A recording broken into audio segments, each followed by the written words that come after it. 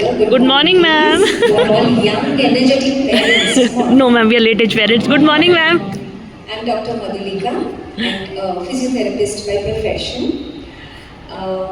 Before I begin with my talk, I would firstly thank NPS, not for anything else, but having this auditorium on the last floor. I could see you all exercising a little to come up, Yes, climb ma'am. the stairs and come up. Yes, ma'am. So, as I'm a physiotherapist, you know what's my job? Yes, to keep people fit, What's my muscles job? to keep. Exercise and to keep you on your toes. So, can we do a small exercise? Yes, of course. Come on, stand up, all of you. Yes, sir.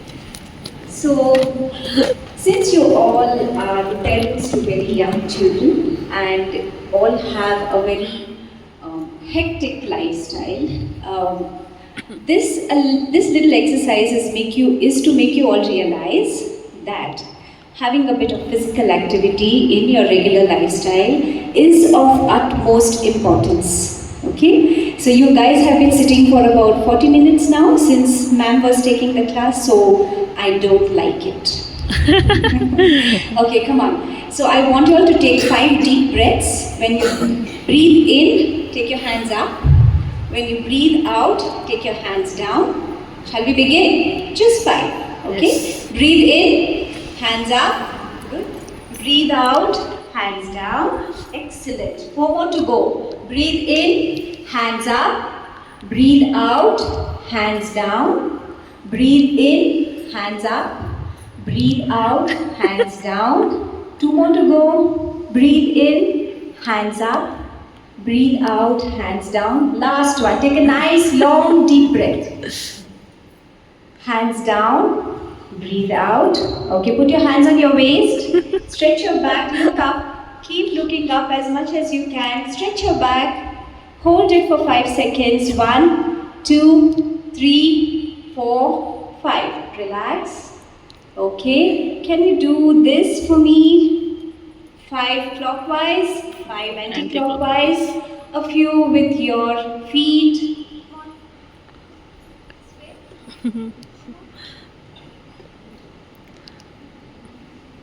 I hope you guys feel good now. Yes. Yeah? Okay, you can sit down.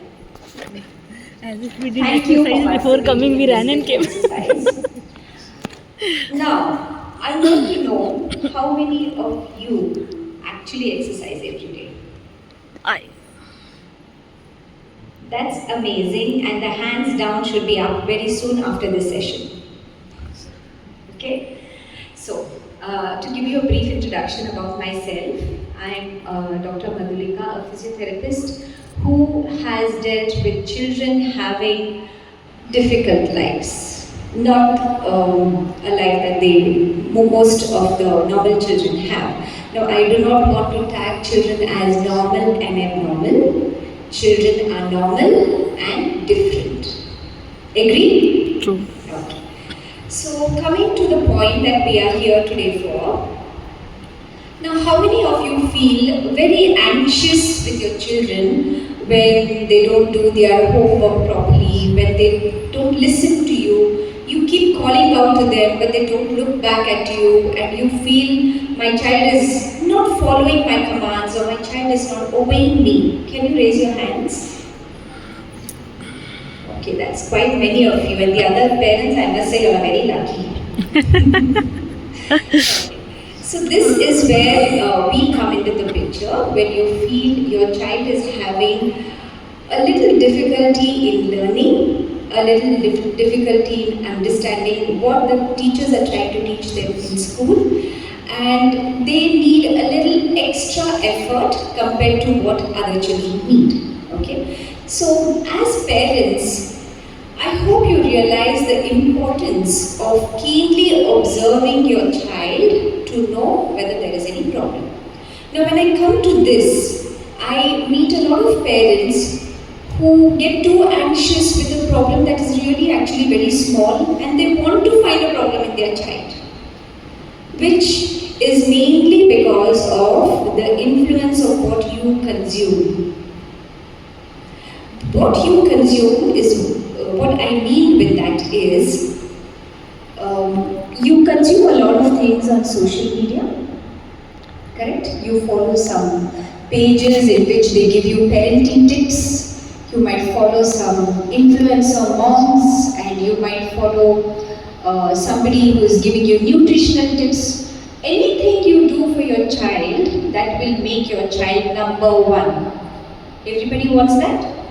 Yeah? No, I want my kid to be. Now, do you know the person whom you are following is actually the right person you should follow? Do you know what is their qualification? They might write, I'm a doctor, I have specialized in this, I have specialized in that. But you never know the authenticity of the origin of the concept they're coming up with. Yes or no? I want to hear a little louder from you, my young parents. Yes, ma'am. Okay. So this is where I want you parents to have positive parenting, as ma'am said, but conscious parenting is also very important. Please be conscious of what you're imposing on your child, whether that is right or wrong. Okay? I agree with the professional commitments that all you parents have. You get a little less time with children. Okay? And to keep them away or to keep them busy when you are busy, you try to involve them in some activities, some classes, and you feel that you're doing the best for your child. Agree. I don't disagree with it. But after the time that the child has spent in those classes away from you, especially when the child is in school and when the child is at classes, the time that you give your child is of utmost importance, because you matter to the child. You matter the most to the child. How many of you are there at home when your child comes back home? That's good. So what happens is, when the child comes back home, as ma'am said, parents are the ones they trust the most. So whatever happened in school, the first thing they want to come home and tell their parents. So it is important for either one of the parent to be there at home to receive the child after the immense amount of inputs the child has got in the school that has to be vented out somewhere, that has to be spoken of, that has to be expressed. So it's important for any family member, if parents are busy, at least grandparents, somebody being there at home when the child comes home. Imagine when you were young, if you had to come to an empty house, how would you feel? Not that great, right? So it's very important to have conversations, to keep asking the child questions, keep asking the child what happened in school. So there are some children who are very expressive and some children are less expressive. So the ones who are very expressive, very good. You get a good feedback from the child of what all happened in school and in the classes. If the child is less expressive, you have to work and ask them questions which will make them speak, communicate, talk. And this is what we are seeing in children these days, is delay in speech. They have nobody to talk to. That is the reason, one of the reasons also, other than the underlying medical conditions, that is also one of the reasons why children speak a little late. Okay? Now coming to the learning issues. So, in a child's development, the child develops in two ways. One is a motor way of development, that is where your nerves and muscles are getting well developed, and the child is following the normal developmental milestones. For example, the child holds its neck at about 3 or 4 months. The child is able to turn and sit by 6 months. By 1 year, the child is able to walk. So this is motor development. We are emphasizing on sensory development. So sensory development is how the child responds to an external stimulus that is in the environment. Okay? So why we are speaking of this is, you know, the brain is a very beautiful organ that adapts easily when intervened at the right time. So children have a developing brain. So that is when we can work most and highest on it. So finding out that the child is having any issue as early as possible will give you better outcomes and early outcomes as well. So what are learning issues? So if the child is having difficulty in reading, writing, comprehension or solving any mathematical sum, if the child is having any difficulty, now how do you find it is difficult? In spite of repeatedly making the child do the same thing, the child is not able to perform. So how is our brain? The more repetitions, the more we memorize, the more we understand how to do it. If there is a mathematical problem, we solve it, say, a number of times, and then in the question paper, a similar sum comes, we are able to perform and solve that problem. In spite of that, if the child is not able to solve the problem, that is when the child needs intervention. Okay? It can be linked to poor motor coordination, attention difficulties, and sensory processing challenges. Motor coordination, mainly for children in this context, what we are speaking is the writing difficulties some children have. So they might have problem gripping the pencil, their handwriting might not be good, they might not be able to write between two lines neatly and nicely. So if there is anything that way, that's when you need to intervene. The child is not able to pay attention.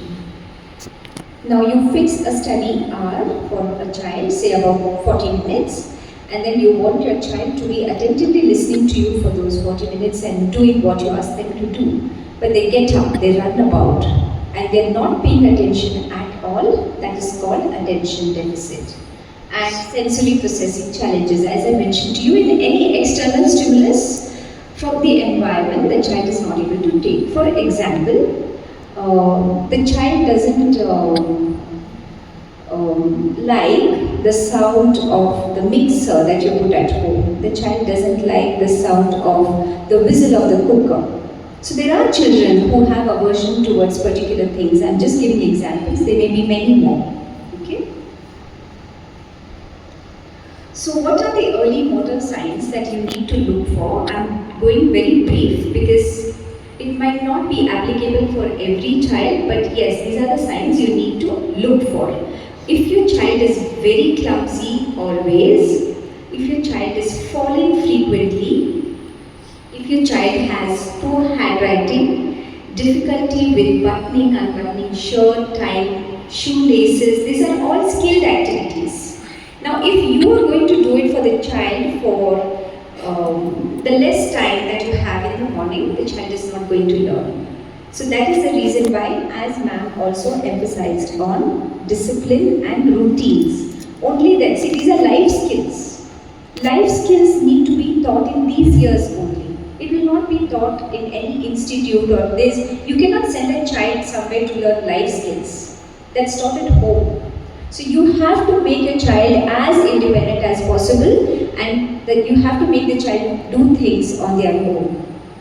Trouble holding pencil correctly. So if there is any issue in the little muscles of the hand which help the child grip things well, then the child will not be able to hold a pencil properly, and that will affect his performance during exams because they won't be able to write fast.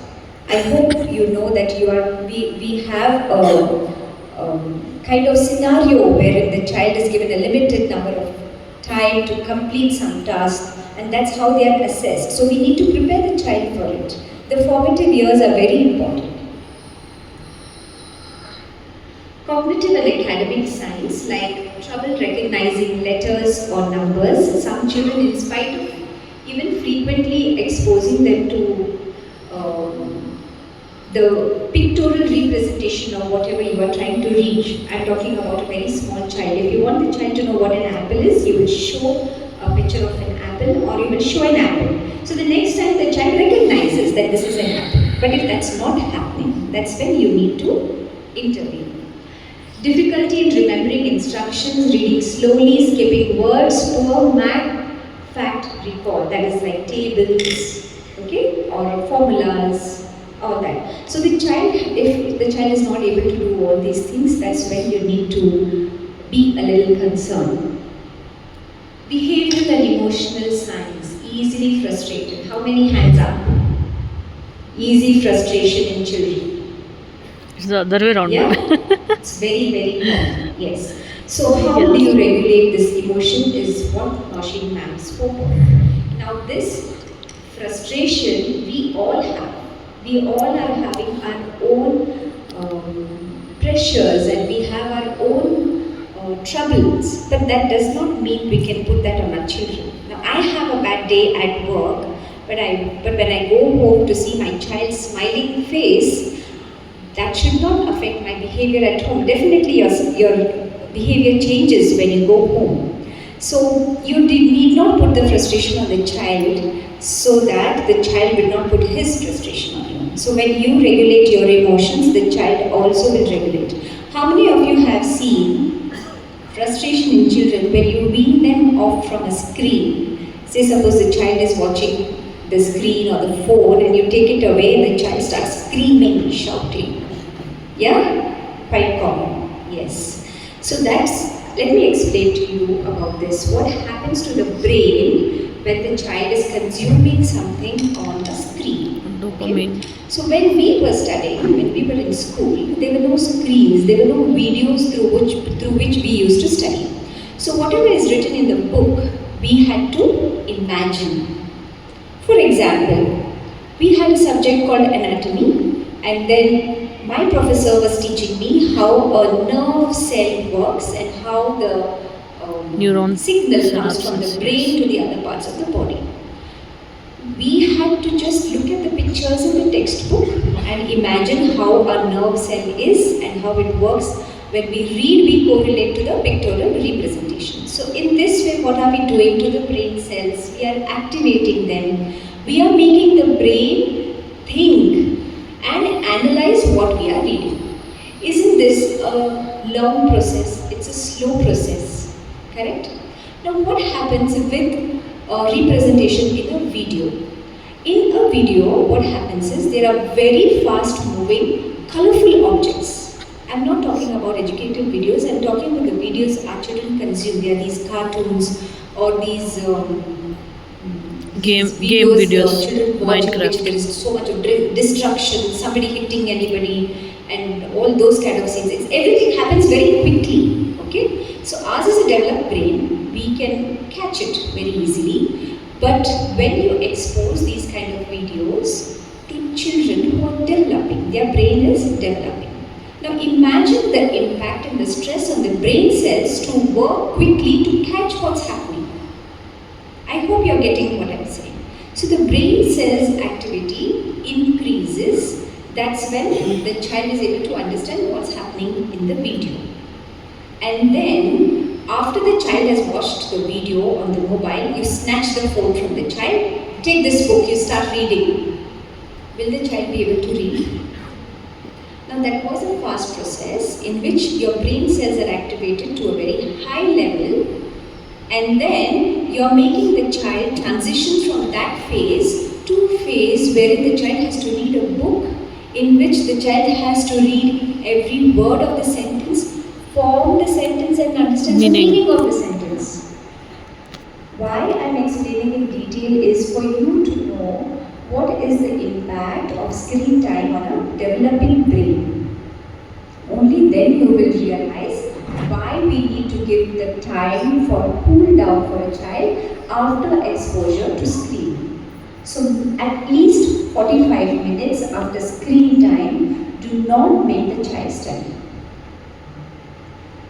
And that's when the brain activity or the brain cells, the activity in the brain cells gradually slowly comes down, and that's when the child will be able to understand or concentrate on what the child is reading or consuming through a book, which is a slow process. I hope it's making sense, correct? Yes. So this is one reason why the child gets very frustrated. And mind you, imagine our brain as a transformer. So all our wires, electrical wires are in a transformer. What happens when the voltage increases? The transformer bursts. So imagine the transformer as a brain full of beautiful brain cells ready to receive all good things and you're putting too much of voltage in it, finally it will burst. And we have seen cases in our medical practice of children not having any history in their family also coming to us with bouts and episodes of epilepsy. Oh my god. You know what is epilepsy? Yes. Fits. It's yes. So you can induce fits in children who are exposed to screen for a very long time. And it can happen at any age. Don't think that it will happen only in the very young age of 3 or 4 years. It can happen in teenage, it can happen in their 20s and 30s also. Okay? Avoids homework or reading, low confidence, anxiety in classroom, prefers play over learning tasks. So if you find these things, especially avoiding homework or reading, and more than that, I'm more concerned about low confidence. So if the child is not well read, he will have low confidence in class. When the teacher asks questions, when we were young, we used to be wanting to raise our hands up and answer. Now we don't see that in children. Am I right, teachers? So they are not very confident. That's because they are not having the Patience.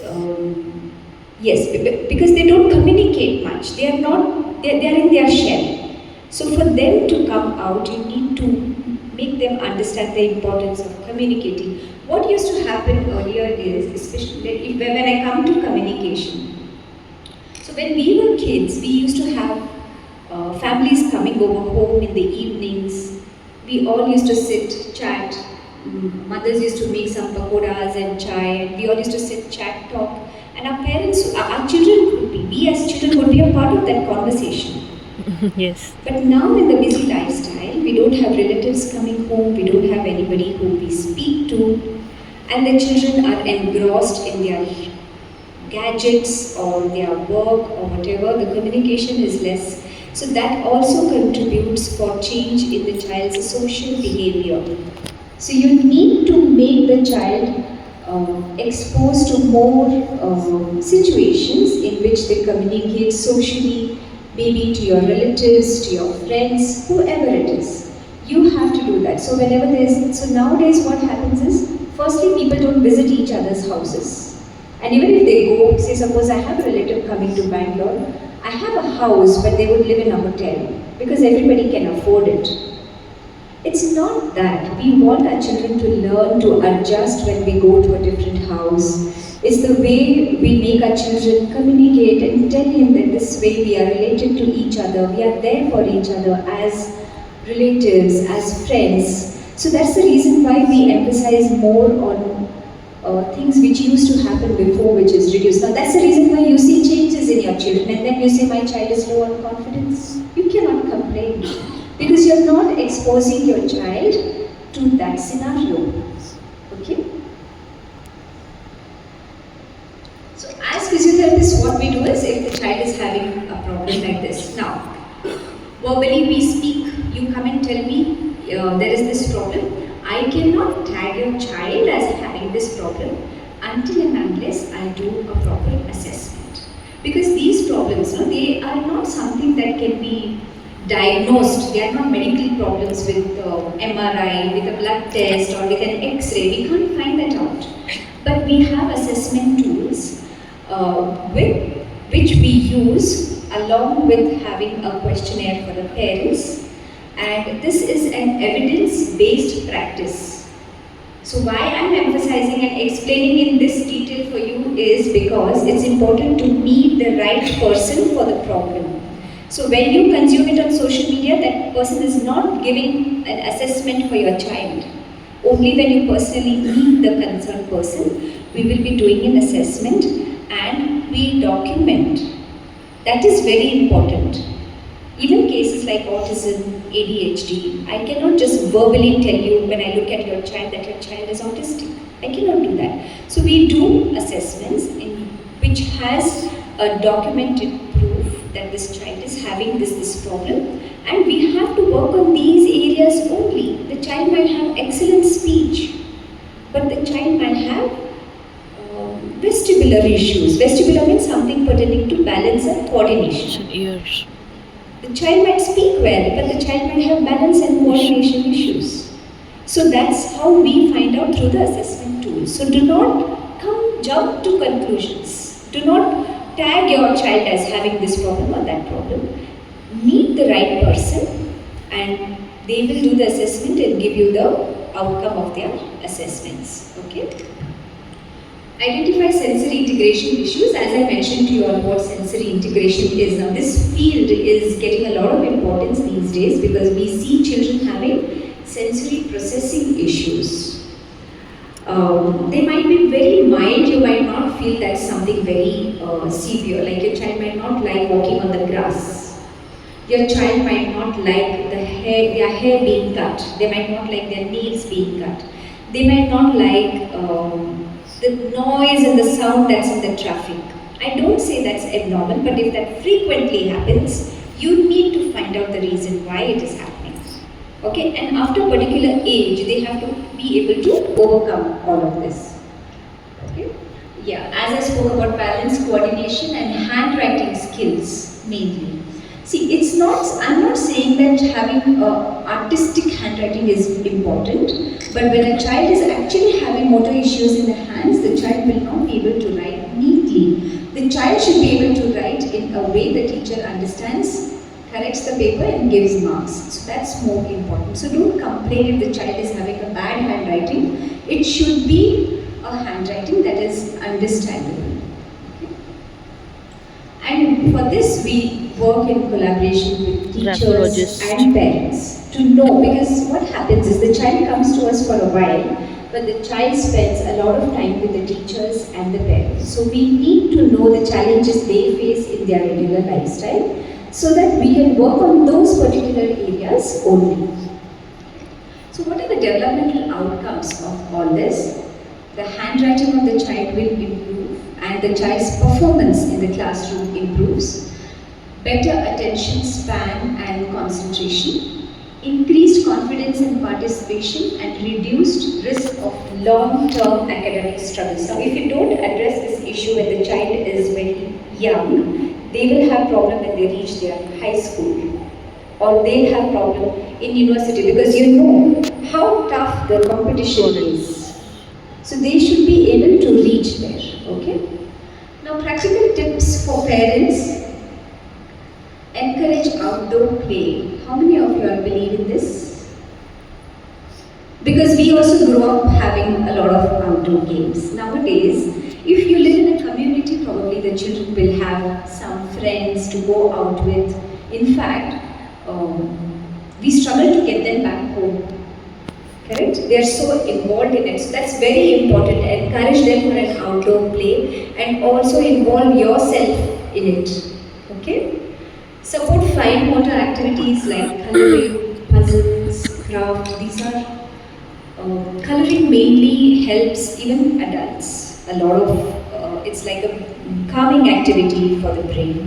Puzzles and crafts, they are brainstorming activities. Nowadays, we used to have these projects in school and all the pressure was on us. Now the pressure is on parents.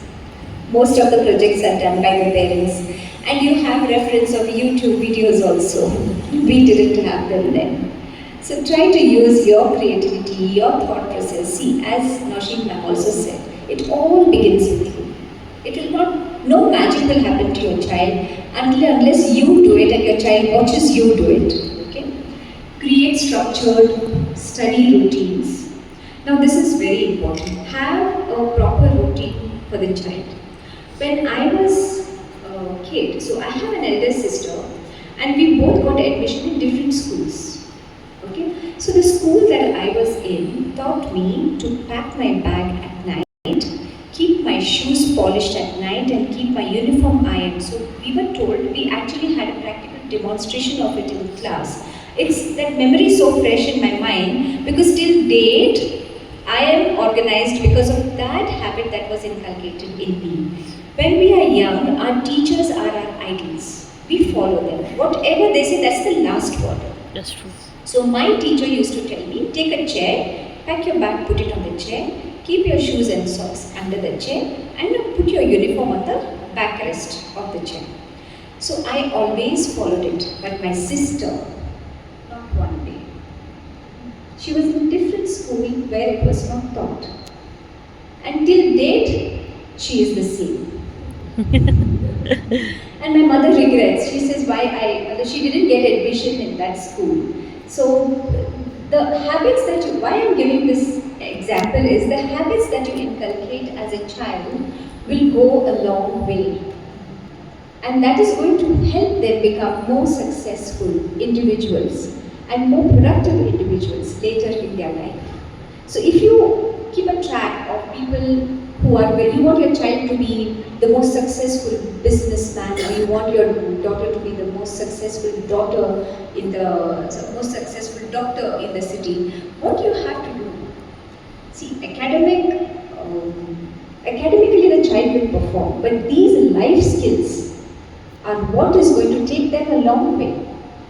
So make sure you do them, and that's when your child will do it. I hope everything I'm speaking is making sense, but I'm sure most of you must be thinking in your mind, everything is consumed, whatever they are saying is right, but how do we practice it? I know it's not easy, I know it's a difficult process, but these are the formative years. You are all young parents having young children right now, but prepare your child and yourself for a day when they will go their way. They will always not be there with us. So this is the time we are preparing them, and we are sending them into a world of opportunities. And when you nurture their interests and when you nurture their upbringing this way, they will always attract the opportunities to them. Okay? We collaborate with teachers and parents as well. So anything you feel, firstly, all of you are very lucky to have your child in such an esteemed and prestigious school, where teachers are quite communicative.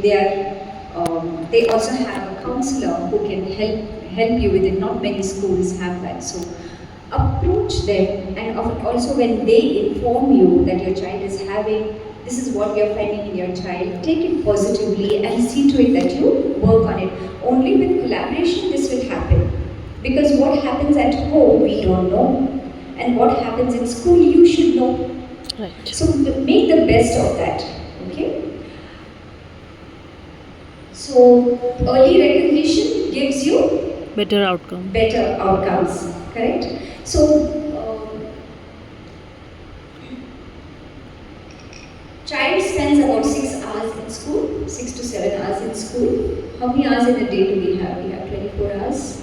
Suppose we make us sleep for 8 or 10 hours. The remaining hours the child is with you. So make sure you spot the problems. Make sure you know where your child is standing. Physiotherapy and multidisciplinary care supports holistic growth. What is holistic growth? Mind, body, spirit. Yes. Everything. So for that, the run life we have, we should take some time off to calm down. I'm sure most of you all must have been to a spa sometime. Never. Yeah? You have been to a spa. So what happens in a spa? As soon as you enter, there are dim lights. You are having a very beautiful aroma, a very soothing aroma everywhere. They offer you a herbal tea, and then they take you for a spa. Why is that? They are calming you down. Senses. Apply No. the same thing for your regular lifestyle. You don't need to use expensive aromas or anything. For that, family time is what is most important. So when you all are together, you make sure that you make the best of the time that you have. After all the run, after all the stress, after all the calls, after all the targets that you had to reach through work, and after all the family issue calls that you get, everybody have them. Yes or no? But at the end of the day, you have to introspect. Sit for a while. Think, what happened happened through the day? What went wrong? What went right? How can I correct what went wrong? What better can I do tomorrow? I know these processes might feel boring, might feel not my age. When I grow older, probably I can do something like this, but that time it will be too late. Prepare yourself for that age and prepare your children for the time that they need to be really productive and active. Give them that positivity. That's when they will know that when you go wrong, you can correct yourself. That's very important. Do we ever think how people in the olden days had so much courage? Today we don't have that courage. For example, Rani Lakshmibai, how old was she when she lost her husband? She fought the 28 mighty British all by herself, carrying her child on her back. Yes. at the age of 21. Where were we when we were 21? Still shielded First year medical with our college. parents' care, nurture. Okay, so it is there in Yeah. Second year, I guess. the routines that we create, in the positivity that we give our child that will actually nurture them to become better individuals. I know it may sound, as I said, boring, something so stupid to do such things. You might feel that way. But it's so important because, as I told you, only these years, once the child has grown up, you don't have to fall behind them for all these things. So you're preparing the child now. So, and every child is different. Please don't compare your child to anybody saying that they performed well, you didn't perform well. Everybody has different scholastic skills. Everybody have a different way of understanding things. So, respect that in your child. You cannot force them. You cannot make them do something they don't like. You cannot impose things on them. Be a parent who is calm, who is composed, and who also understands your child. I'll give you a little example of my daughter only. She's very fond of pets, but I don't like pets. I don't like having them at home. So she keeps telling me, Amma, you don't understand how I feel. So I tell her, I do understand how you feel, but practically it is not possible for us to have a pet at home because we are all working, we are not there at home. Who will look after the pet? When she was small, she wouldn't understand when I tell her this. Now she is almost 17. So now she says, yes, that's right. The pet will feel lonely at home. The pet will not have company at home. So when you nurture things from a young age, there will come an age when they actually understand and realize that what we are telling them is right. Okay? I hope whatever has been spoken to you today will be implemented in your lives somehow, and we look forward to having lovely, wonderful, confident children who are the future of our country, and I'm sure all of you are amazing parents and doing your best for your child. Keep doing it, and please make sure that you are always there for your child. Okay? That's about it. Thank you so much. Thank you so much, ma'am. Very good. Any questions, ma'am, also will give.